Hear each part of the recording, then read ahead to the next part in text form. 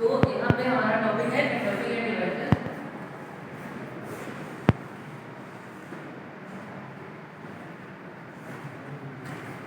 मतलब ऐसे physical devices जिनको हम ऐसे फिजिकल या फिर कहते हैं हार्डवेयर डिवाइसेस जिनको हम जिनका यूज हम कंप्यूटर के साथ कम्युनिकेशन और इंटरेक्शन परफॉर्म करने में यूज करते हैं।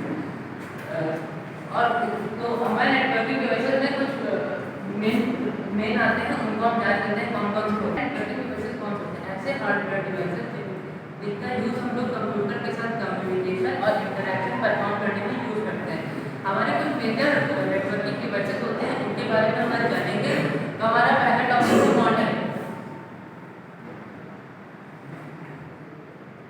मॉडेम का मतलब मॉडेम के दो वर्ड से मिलकर हुआ है। यहाँ पे एमओ और डीईएम।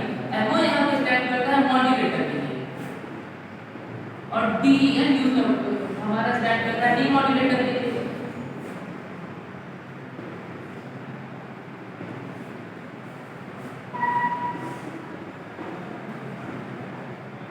होता है सिग्नल्स को एनालॉग सिग्नल्स होते हैं, इनको डिजिटल सिग्नल्स में कन्वर्ट कर देता है और डिजिटल सिग्नल्स को एनालॉग सिग्नल्स में कन्वर्ट कर देता है। तो यहाँ पे जो मॉड्यूलेटर होता है डिजिटल सिग्नल्स को एनालॉग सिग्नल्स में कन्वर्ट करने का काम करता है। और जो डीमॉड्यूलेटर होता है मतलब मॉड्यूलेटर उसका उल्टा डीमॉड्यूलेटर होता है, एनालॉग सिग्नल्स को वापस डिजिटल सिग्नल्स में कन्वर्ट करने का काम करता है। तो एक चीज लेकिन आप लोगों को डाउट आ रहा होगा कि यहाँ पे डिजिटल सिग्नल्स पर कौन परफॉर्म करता है और एनालॉग सिग्नल्स पर कौन परफॉर्म करता है। जो एनालॉग सिग्नल्स होते हैं इंटरनेट यूज करता है, इंटरनेट एनालॉग सिग्नल्स पे वर्क करता है। और आपको पता ही होगा कंप्यूटर जैसे बाइनरी सिग्नल 0 1 इन नंबर पे परफॉर्म करता है, तो ये डिजिटल सिग्नल्स पे परफॉर्म करता है। इनके बीच में इंटरेक्शन बिठाने के लिए हम लोग मॉडेम का यूज करते हैं। मतलब तो इसीलिए इनको ये लोग इन डिवाइसेस को हम लोग कंप्यूटर के साथ कनेक्ट करते हैं और ये डिजिटल सिग्नल्स को एनालॉग सिग्नल्स में कन्वर्ट करते हैं और वापस से उसको एनालॉग डिजिटल में कन्वर्ट करते हैं दूसरे कंप्यूटर के लिए। डाउट तो होगा नहीं, मॉड्यूलेटर डिजिटल को एनालॉग में और डीमॉड्यूलेटर एनालॉग को डिजिटल में।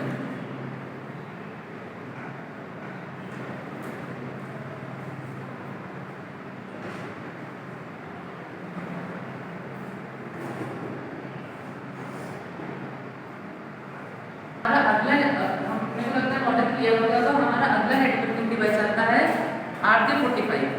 RJ45 जो होता है इसका फुल फॉर्म होता है तो जिसने भी बनाया था हो सकता है अपने नाम पे लिखा, बाकी को ज्यादा इसका पता नहीं है किसने कौन बनाया, रजिस्टर्ड जेल स्टूडेंट है। तो ये जो होता है RJ45 का काम बोलते हैं, ये एक फिजिकल डिवाइस है जिसको हम इंटरनेट केबल से कनेक्ट करने के लिए इंटरनेट केबल से कनेक्ट करने के लिए यूज करते हैं, कनेक्ट करने को कनेक्ट करने के लिए यूज करते हैं। तो अगर RJ45 जान लिया तो हम लोग एक बार इंटरनेट केबल के बारे में जानते हैं क्योंकि ये भी हमारा एक प्रकार से नेटवर्किंग डिवाइस में ही आता है। तो इंटरनेट केबल का जो काम है, केबल क्या होता है, ये एक नेटवर्क इंटरफेस कार्ड होता है। It is a kind of adapter and is also known as network interface card. These adapters support the Ethernet standard for high speed network connection via cable।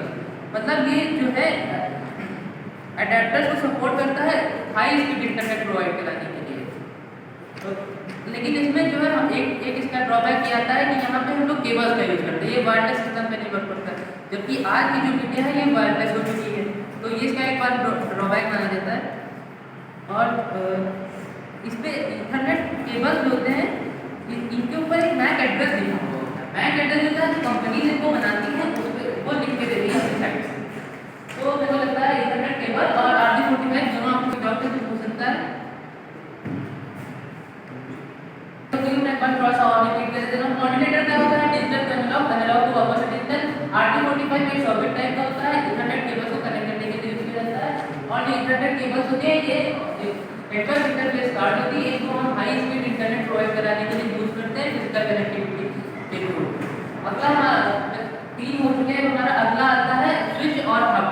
तो switch और hub माने switch और hub मतलब समझ लीजिए एक ही type के थोड़े से, लेकिन यहाँ पे 19-20 का फर्क नहीं है। यहाँ पे 19 लाख और 20 लाख का फर्क भी माना जाता है, क्योंकि जैसे कि स्विच का काम क्या होता है, मान लीजिए हम एग्जाम्पल लेते हैं सुनार भाई साहब का।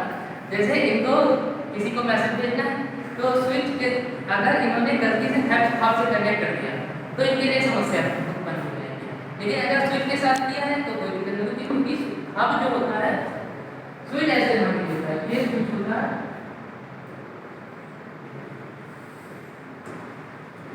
इसके साथ मल्टीपल नोड्स कनेक्ट होते हैं, इसके साथ मल्टीपल नोड्स कनेक्ट होते हैं कंप्यूटर में फॉर्म में। तो स्विच जो होता है ये इंटेलिजेंट होता है। मान लीजिए स्टूडेंट ने किसी को मैसेज भेजा, तो वो मैसेज अगर स्विच है तो वो किसी के पास जाएगा, लेकिन अगर इन्होंने थोड़ी सी गलती कर दी तो ये हो सकता है मैसेज इनके पिताजी के पास चला जाए, तो वहाँ पे इनके दिक्कत हो सकती है।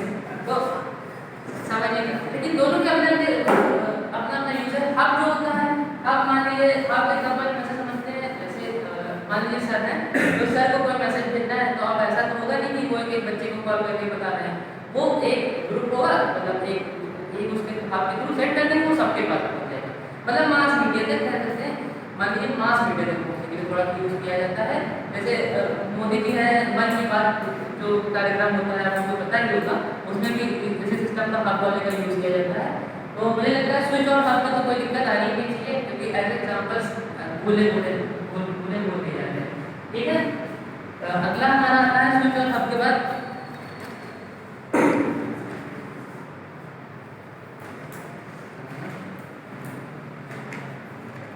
क्या होता है, जब हमें किसी में अपने डाटा को ज़्यादा दूरी तक भेजना होता है, when the data is transmitted over a network for long distance, मतलब ज़्यादा दूरी तक हम लोग किसी डाटा को भेजने के लिए डाटा भेजा जाता है, तो क्या होता है इसके सिग्नल्स वीक पड़ जाते हैं, तो जो रिपीटर होता है ये उन सिग्नल्स को वापस से रीट्रांसमिट करने का काम करता है।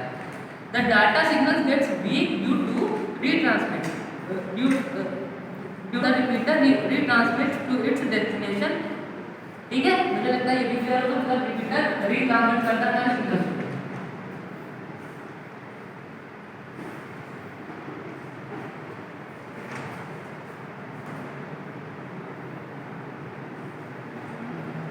ट्रांसमिट करता है हमारे सिग्नल को, जब डाटा पैकेट्स हमारे लॉन्ग डिस्टेंस पे ट्रैवल करते हैं, तो सिग्नल के वीक हो जाते हैं।